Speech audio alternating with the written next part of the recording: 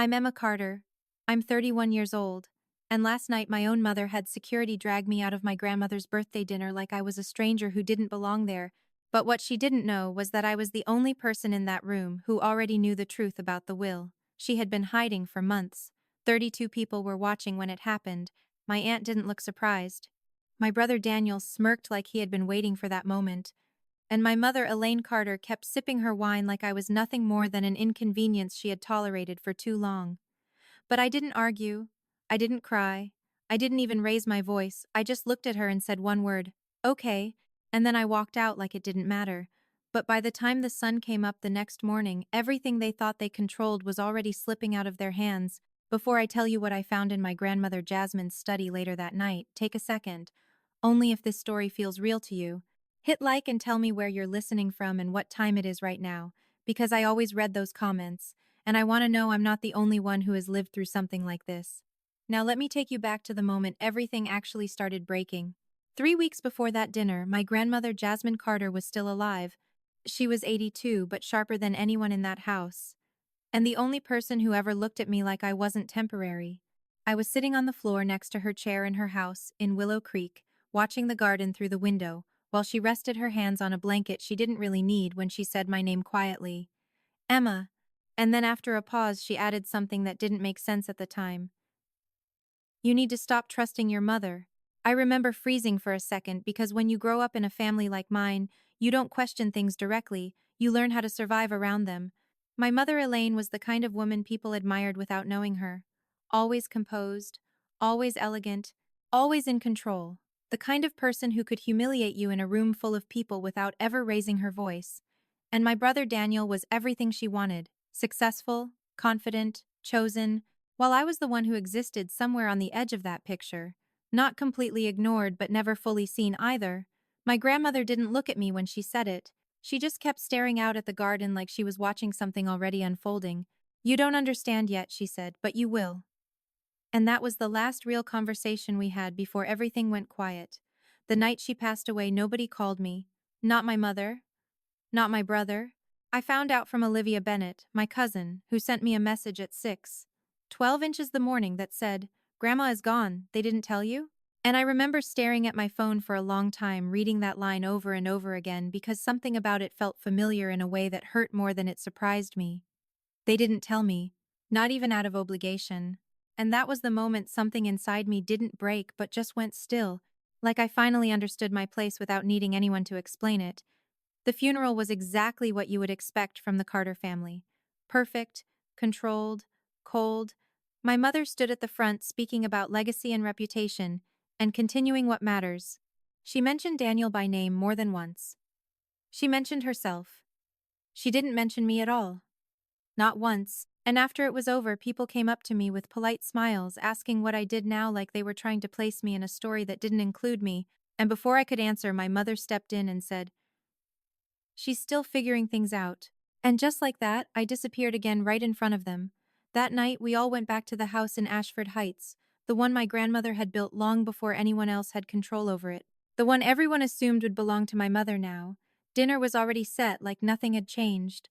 Long table, crystal glasses, everything arranged to look like a family that still made sense. My mother stood up with her glass and said, "Mom trusted me to manage everything. I'll make sure it's handled appropriately." And then she looked straight at me and added, "You don't need to worry about any of it, Emma." A few people laughed quietly.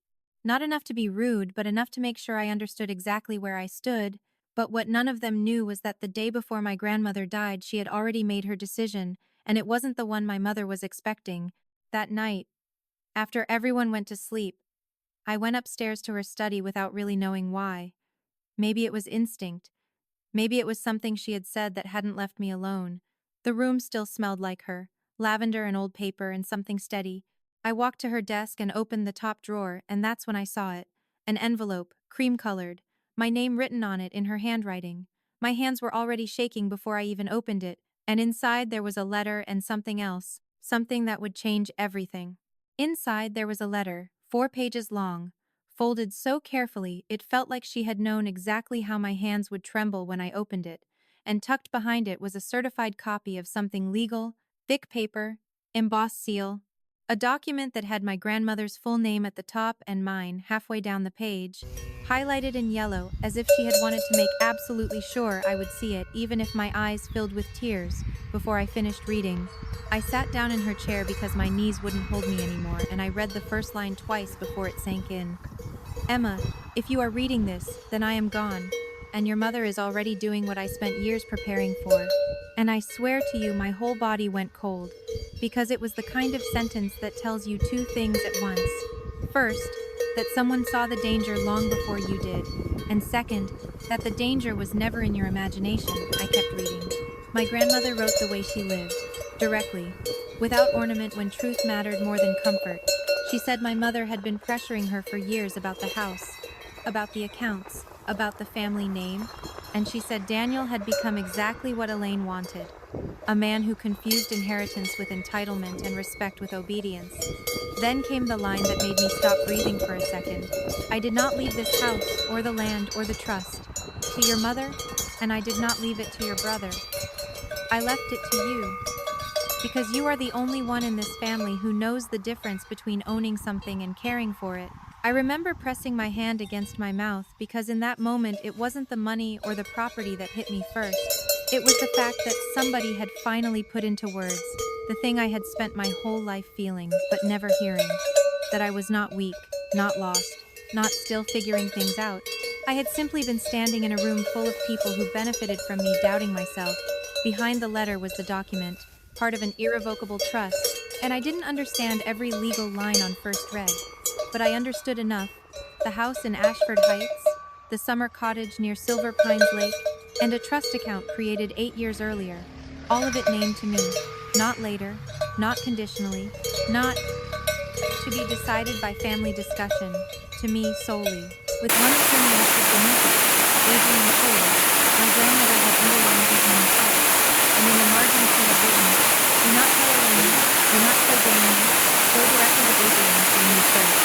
I sat there in that room hearing my grandfather talk downstairs, hearing my family laugh over brandy and pie, as if they weren't already planning how to deval a woman who had not even been buried for a full week, and something changed in me right then. Not loudly, not dramatically, but completely, because once you hold truth in your hands, proof that the version of you they built was never the truth, you stop thinking for their convenience. I folded the letter back carefully, slid the document inside my bag, and left it steady exactly as I found it. Then I walked downstairs into that same room full of harvest smiles and polished sympathy, and I watched my mother weep her glasses like a queen managing a court that still belonged to her. She glanced at me only once and said, "There you are, Emma." I was beginning to think you'd flip the letter, and I looked at her for 1 second longer than normal and said, "No, Mom, I'm right here." She didn't hear the difference yet, but Olivia did. I saw it in the way she looked up from the sofa. Small, quick, like she felt as little shifts before anyone else did. The next morning I drove back to my apartment in Willow Creek without saying goodbye to anyone, and for the first time in years I didn't feel guilty about it. My apartment was small, 1 bedroom, drafty windows, too many books, a plant I would keep that was somehow still alive despite my terrible memory for watering, but it was mine, and I sat at the kitchen table with my grandmother's letter laid flat in front of me, and stared at Adrian Cole's name for almost 20 minutes before I finally called. The woman who answered sounded efficient and kind in that way office managers sometimes do. I said my name.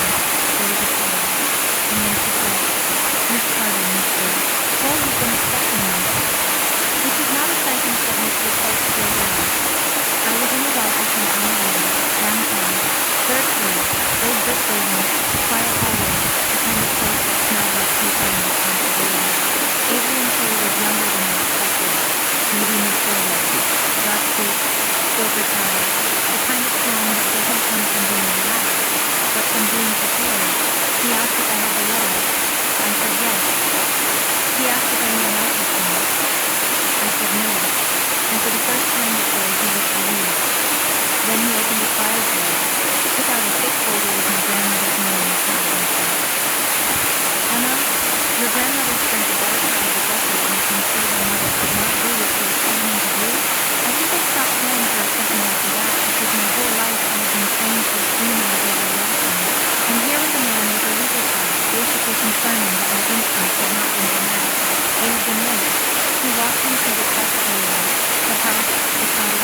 the accounts, everything exactly as my grandmother had written, and then he said the one thing I hadn't expected. Your mother called my office 2 days ago asking whether all matters had been consolidated under her authority as next of kin. He paused before adding, that is not how this works, of course, but it tells me she is already moving. I laughed once, short and humorless, because of course she was. Of course, grief for her would have a schedule and paperwork and a performance plan. Adrian slid another paper across the desk. This one recent. A petition draft. Unsigned but real. Prepared by another attorney. Requesting temporary family control over estate assets, pending clarification of beneficiary competency and stability. I stared at the words until my vision blurred. Competency and stability, that was how they were going to do it. Not by denying I existed, but by making me sound unreliable enough to dismiss, by turning every choice I had ever made that didn't fit their idea of success into evidence that I could not be trusted with what was legally mine. Can they do this? I asked, and Adrian answered the way people answer when they respect the truth more than comfort. They can try. Then he leaned back slightly and added, but if you're willing to fight, they will lose. And I wish I could tell you, I answered immediately, that I stood up, fearless, transformed, ready to become the woman my grandmother clearly believed I already was. But that's not what happened. The truth is, I sat there with my hands clasped too tightly in my lap and thought about every holiday table where I had kept the peace, every insult I had laughed off, every time I had told myself this is just how family is, and I realized the hardest part was not the legal fight ahead of me. It was accepting that if I did this, if I finally stopped them, there would be no going back to pretending. Adrian must have seen it on my face because his voice softened just enough when he said, Emma, there are moments in a life when staying quiet becomes the more expensive choice. And that was it. That was the sentence that landed somewhere deep and permanent, because I suddenly knew exactly how much my silence had already cost me. Not just the house, not just the trust, but years of being edited down into somebody easier to dismiss. I took a breath, looked up at him, and said, what do we do first? The first thing we do is make sure they don't control the narrative before the truth has a chance to exist, Adrian said, sliding a pen toward me and turning the folder so I could see exactly where to sign.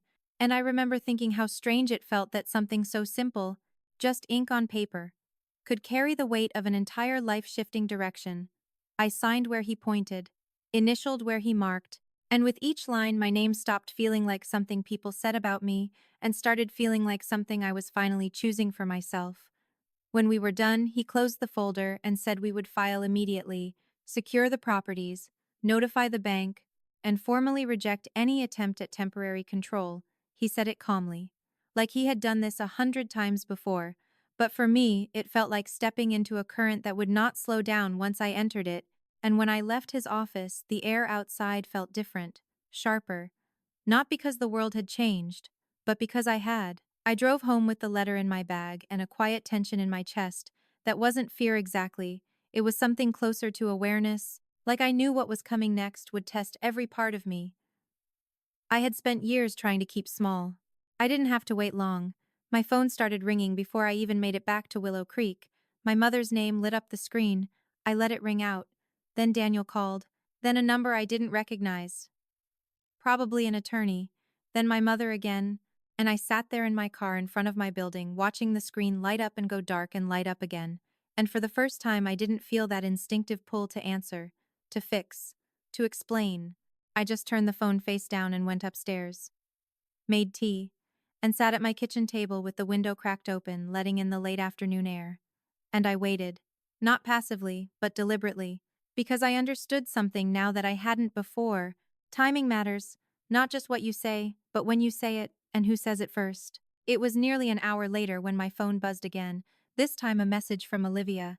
Emma, they're saying you took something from the study. Mom is furious. What is going on? I stared at the message for a moment, then typed back. I didn't take anything that wasn't already mine. 3 dots appeared almost immediately, disappeared, then appeared again. What do you mean? She asked. And I could almost see her sitting there, confused, caught between the version of me she had always known and something she hadn't seen yet. I'll explain soon, I wrote. And then I set the phone aside again, because explaining was not something I owed in fragments anymore. That night I slept better than I expected, Not because everything was resolved, but because for the first time the direction of things felt clear, and clarity has a way of quieting the mind even when the outcome is uncertain. The next morning I woke up to sunlight hitting the wall across from my bed and a stillness that felt almost unfamiliar, like I was standing at the beginning of something rather than stuck in the middle of something I couldn't control. I made coffee, checked my email, and there it was, a message from Adrian, short and direct. Filed. They've been notified. Expect contact. I read it twice, then closed the laptop and took a breath that felt deeper than usual, because this was it, the moment where what had been private became visible. The call came mid-morning. This time I answered. My mother didn't bother with greetings. "What did you do?" she asked, her voice controlled but tight, like something underneath it was already cracking. I leaned back in my chair, looked out the window, and said, "I followed Grandma's instructions." There was a pause, a real one, not the kind she used to create for effect. "That's not funny, Emma," she said, and I almost laughed because nothing about this was funny. "I'm not joking," I replied, calm, steady. "The house, the cottage, the trust, they're not under your control." Another pause, longer this time, and when she spoke again, her voice had changed, not softer, but sharper. "You don't understand what you're getting involved in," she said. And there it was, the shift from dismissal to warning, the moment she realized this wasn't something she could smooth over with a conversation. "No," I said quietly. "I think I do," she exhaled slowly, and I could picture her standing somewhere in that house, phone pressed to her ear, trying to hold on to a version of reality that was already slipping. "We'll talk about this tonight," she said. "Not a question. A decision." At the house, I didn't answer immediately because this was another one of those moments, small but important, where I had a choice, and for the first time, I chose deliberately. "No," I said. "If we talk, we do it with attorneys present." Silence, then a low, disbelieving laugh. "You've changed," she said, and I let that sit between us for a second before answering. I stopped pretending, and then I ended the call. By the afternoon, the situation had escalated exactly the way Adrian predicted. An email from another law firm arrived. Formal language, urgent tone, requesting a meeting to resolve discrepancies and avoid unnecessary legal conflict, which is the kind of phrasing people use when they still believe pressure might work. I forwarded it to Adrian. His reply came quickly. "We proceed. No concessions." And there was something steadying about that, not aggressive, not emotional, just clear. Because clarity leaves very little room for manipulation. That evening I didn't go back to Ashford Heights. I stayed in Willow Creek. I walked down to the small park near my apartment, sat on a bench, and watched people pass by. Families, couples, kids on bikes. Normal life continuing in a way that felt almost surreal compared to what was unfolding behind closed doors in my own. And I realized something as I sat there.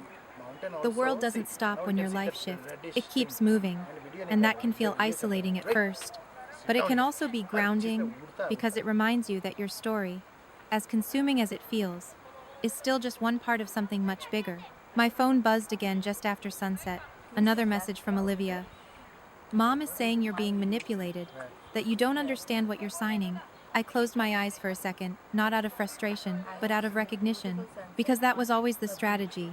If they couldn't control the situation, they would question the person in it, make me seem uncertain, unstable, influenced, anything but capable. I typed back slowly, choosing each word. "I know exactly what I'm doing." And after a moment I added, "Do you?" There was no reply for a long time after that. When I got back to my apartment, I placed my keys on the counter, set my bag down, and stood there in the quiet. And for a second, everything caught up with me, not in a way that overwhelmed me, but in a way that made me feel the full weight of it. This wasn't just about property, or money, or legal documents. It was about stepping out of a role I had been living in for so long that I had almost forgotten it was a role, and choosing something else, something uncertain but real.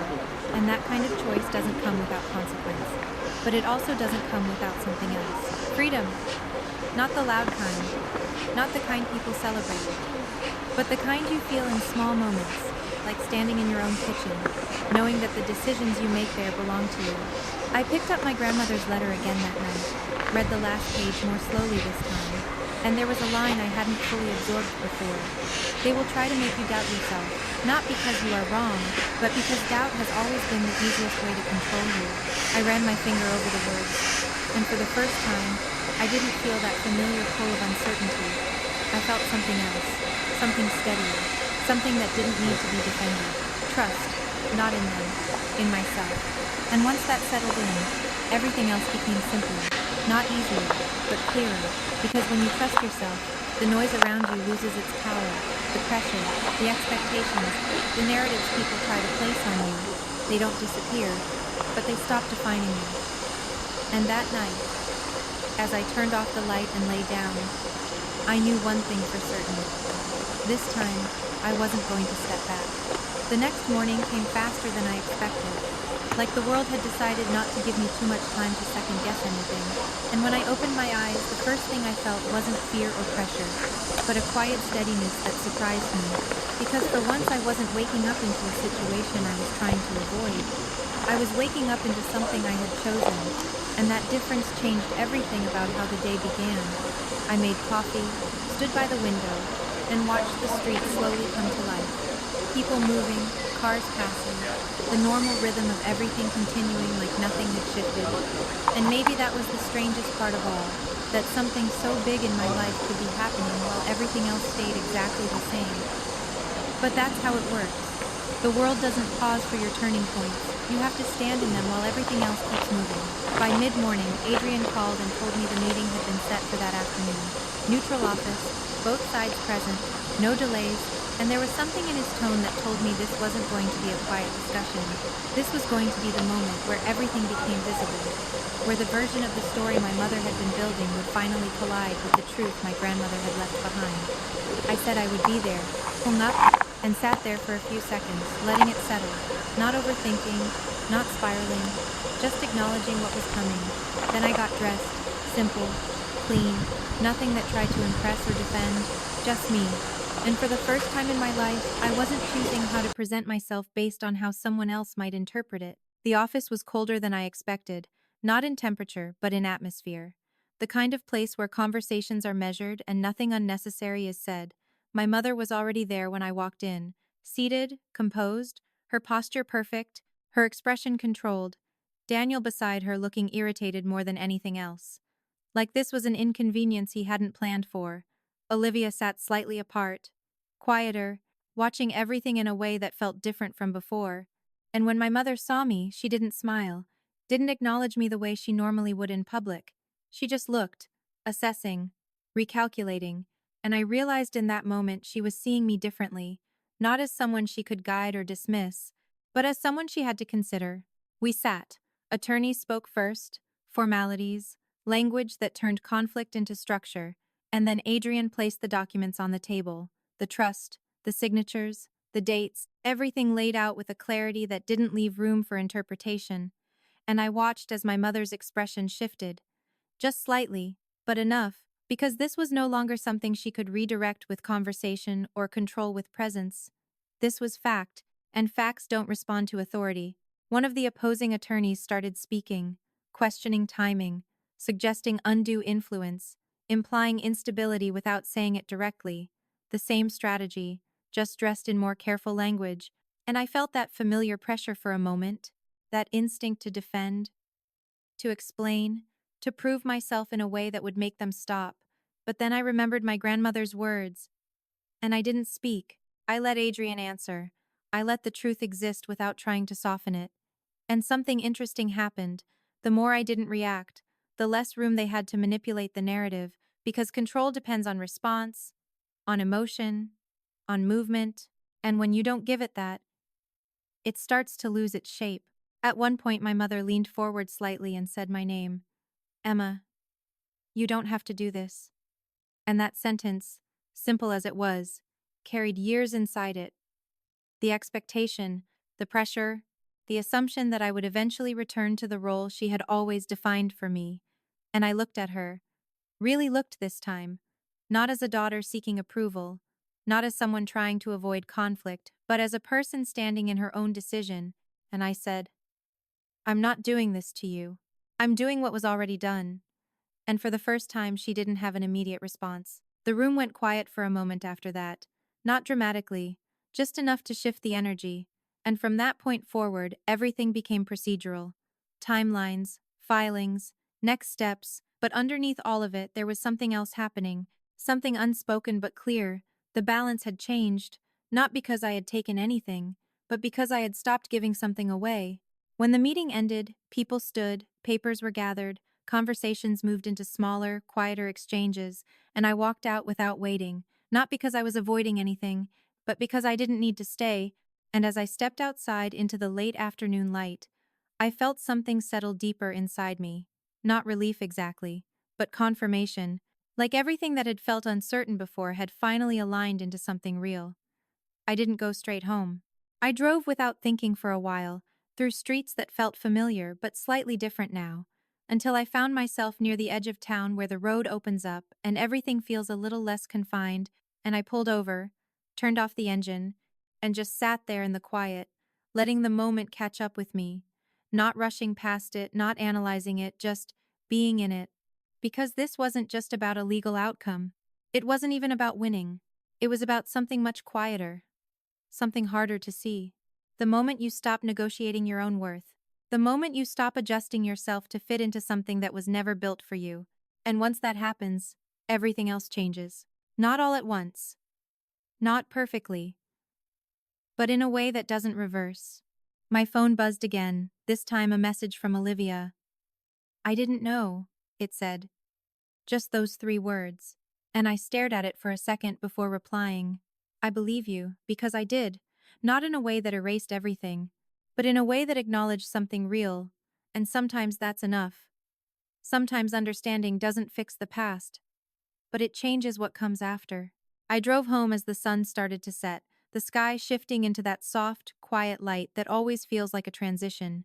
And when I walked into my apartment, it felt different again, not because anything had changed physically, but because I had carried something new back with me, something steady, something that didn't depend on anyone else's agreement or recognition.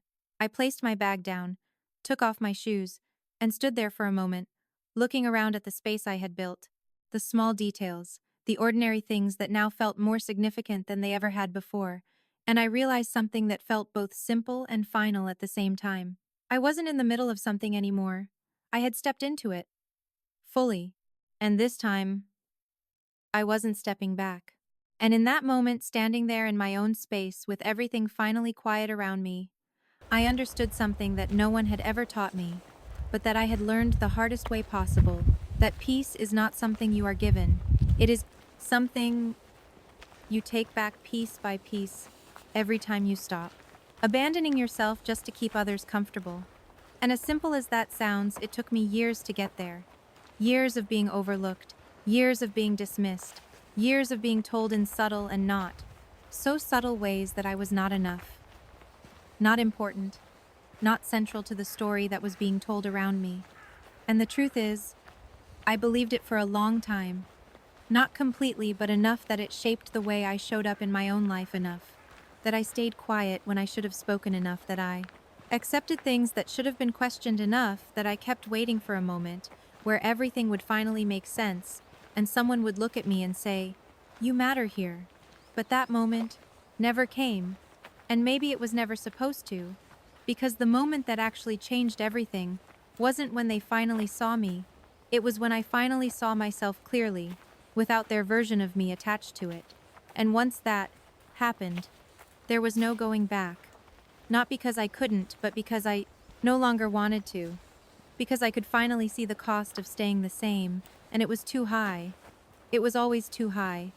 I just hadn't been ready to admit it, and now as I think back to that night when they had me dragged out of that room like I didn't belong, I don't see it the same way anymore.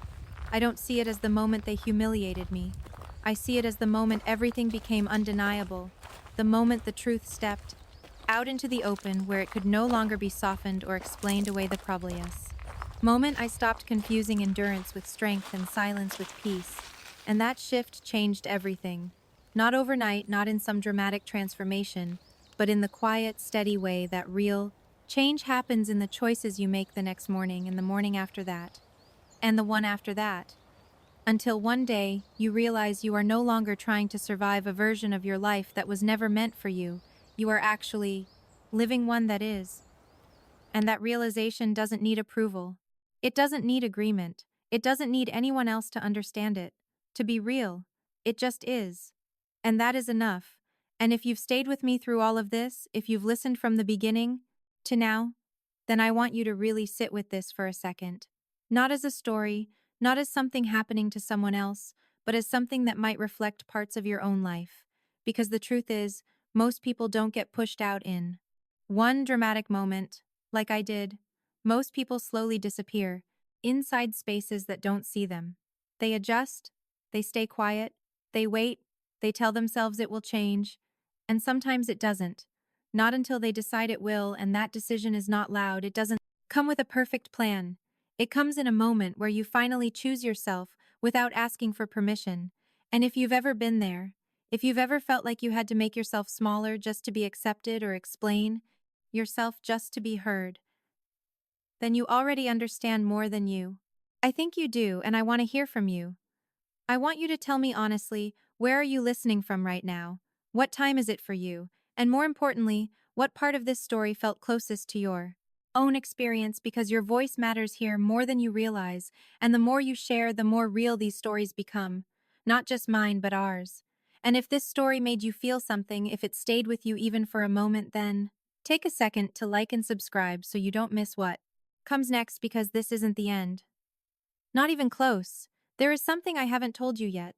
Something my grandmother knew. Something she protected me from that goes deeper than the will, deeper than the will.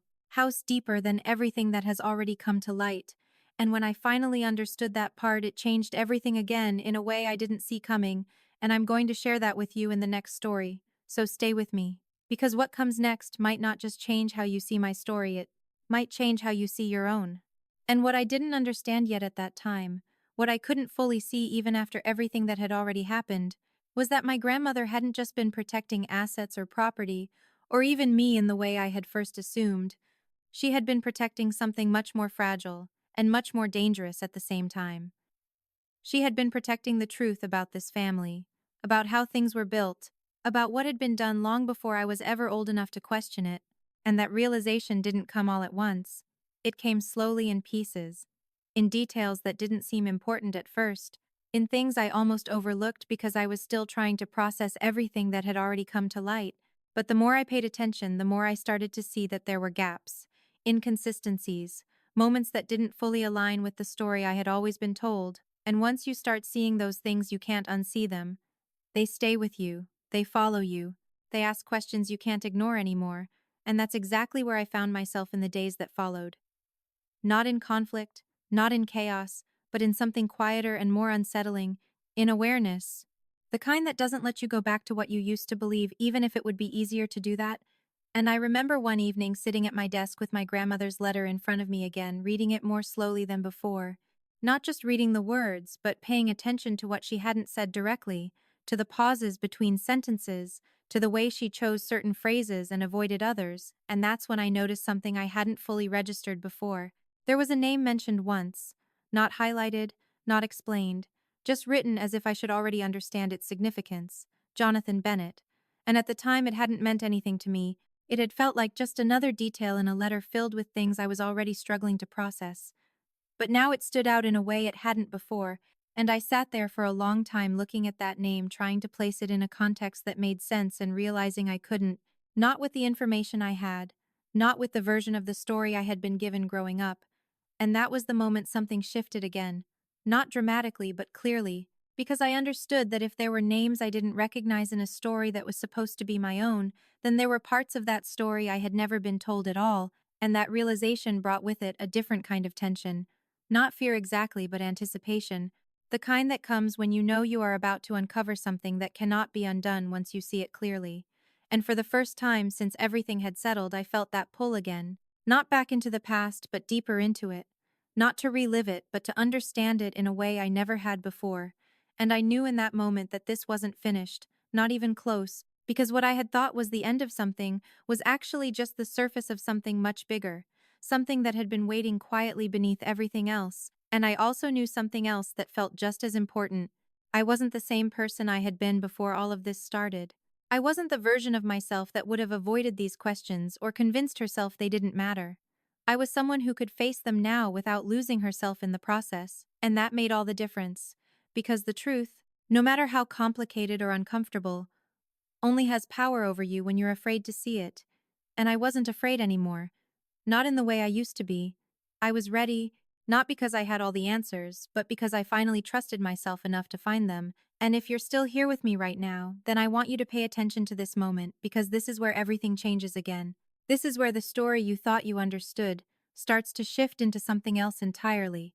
Something deeper, something more complex, something that might not just explain what happened to me, but why it happened in the first place. And I want you to be part of that. I want you to stay with me as we go into what comes next.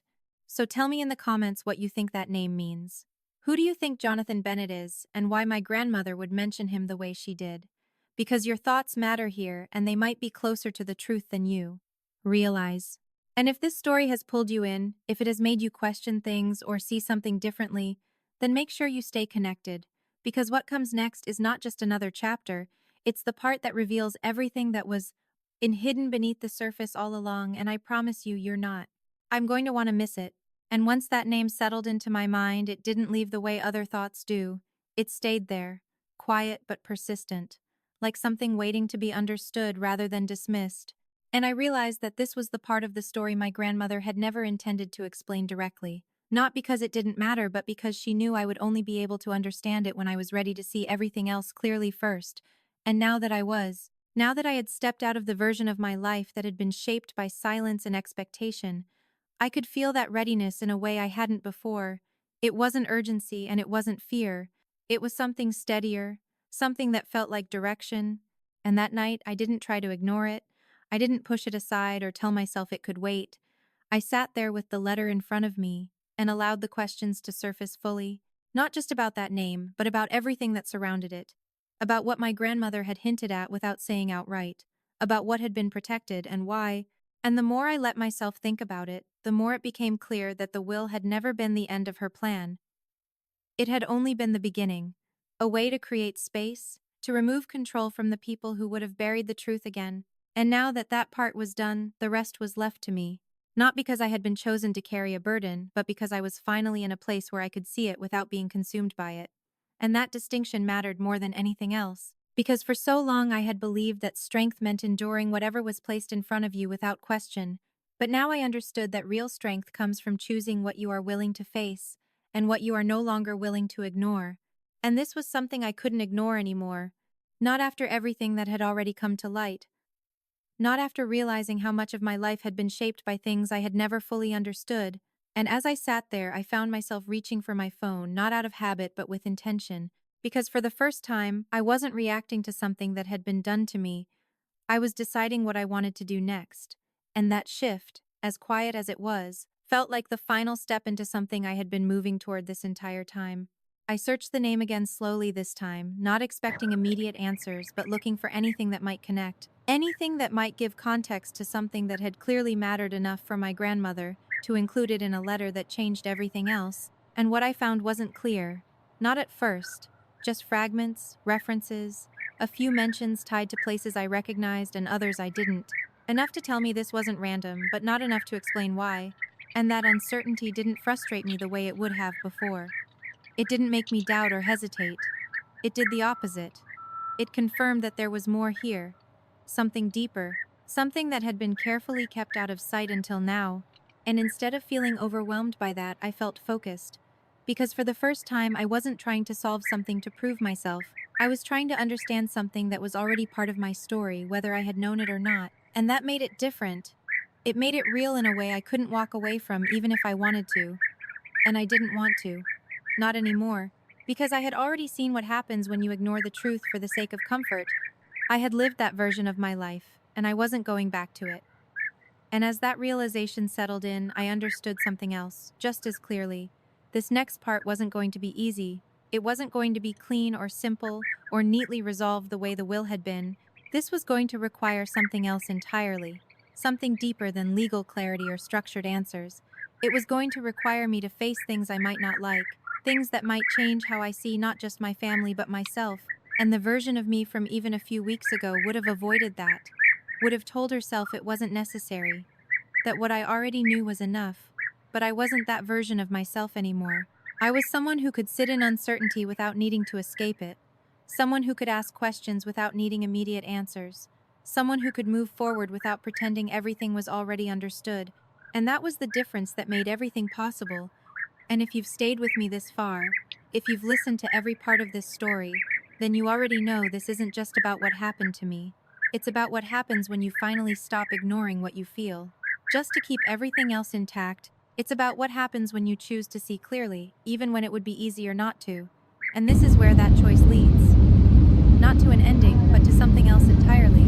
Something that asks more of you, but also gives you something you can't find any other way. And I want you to stay with me for this next part because this is where the story changes again in a way that I didn't expect, and maybe you won't either. So, before we go further, tell me what you think. Tell me what you believe is really behind all of this. Who do you think Jonathan Bennett is, and why my grandmother trusted me with that name? Because your perspective matters here more than you think.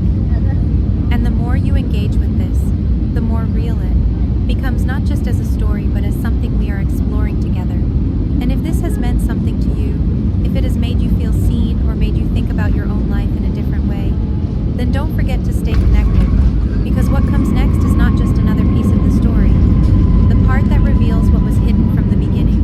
And I promise you, it will change everything you thought you understood so fast. And the more I sat with that name, the more it began to feel less like a detail and more like a doorway, something that had been placed there intentionally waiting for me to reach a point where I would notice it instead of overlooking it. And I realized that my grandmother had never been the kind of person to leave anything to chance. Every word in that letter had a purpose. Every omission had meaning. And if she had chosen to include that name without explanation, then it Ladies was and welcome because to she knew Warsaw. that the Please moment I remain began seated with your asking seatbelt questions fastened. about it If the would be the fasten moment I seatbelt was has ready to been switched on understand something and far the more access come to complicated complete than stopping anything I standard had parking position, faced so please open far, overhead and that compass and carefully understanding ensure didn't the come seat all at pocket once. for any items you It may came have left. slowly, Wish as you I a very started nice day in retracing Poland. things Thank you and I had never goodbye. Szanowni questioned Państwo, before, witamy w Warszawie. conversations that Prosimy o had once pozostanie na felt swoich miejscach ordinary, i nieodpinanie pasu moments that had bezpieczeństwa do seemed momentu unimportant at the całkowitego time. zatrzymania się And zawodu as I włączenia replayed them in my sygnalizacji. mind, I began to Zapięcia see pasów. patterns that Prosimy hadn't been również o visible before. ostrożne otwieranie Small półek shifts in bagażowych. tone, Życzę things left Państwu miłego unsaid, pobytu w Polsce. reactions that Dziękujemy i didn't do quite widzenia. match the situation. And the more I paid attention, the clearer it became that there were parts of my family's story that had been carefully managed. Not lied about directly, but shaped in a way that kept certain truths just out of reach. And that realization didn't feel shocking the way it might have before. It felt confirming, like something I had sensed for years without having the clarity to name it. And now that I could see it, I couldn't ignore it anymore, not without choosing to go back into the same blindness I had just stepped out of, and that was no longer an option for me, not after everything that had already changed. So instead of stepping away from it, I leaned in, not recklessly, but deliberately, allowing myself to follow the questions wherever they led, without needing to know the outcome in advance. And that was new for me, because for most of my life, uncertainty had been something I tried to avoid, something that made me feel unsteady. But now it felt different. It felt like movement, like progress, like the natural next step in a process I had already begun without realizing it. And as I followed that path, I started to understand something that had never been clear to me before. This wasn't just about my grandmother protecting me from my mother or securing the future she wanted for me. It was about something older, something that had been in motion long before I was old enough to see it, something that connected people and decisions and silence in ways I was only beginning to understand. And the more I uncovered, the more it became clear that Jonathan Bennett was not just a name. He was part of that larger story, a piece that didn't fit into the version of my life I had been given, but made perfect sense in the one I was beginning to uncover now. And that realization didn't scare me the way it might have before. It grounded me, because it meant that what I was searching for wasn't random. It was connected. It was real. And it was something I was meant to find when I was ready to see it without losing myself in the process. And that readiness was something I could feel now, in a way I never had before. Not as confidence or certainty, but as steadiness.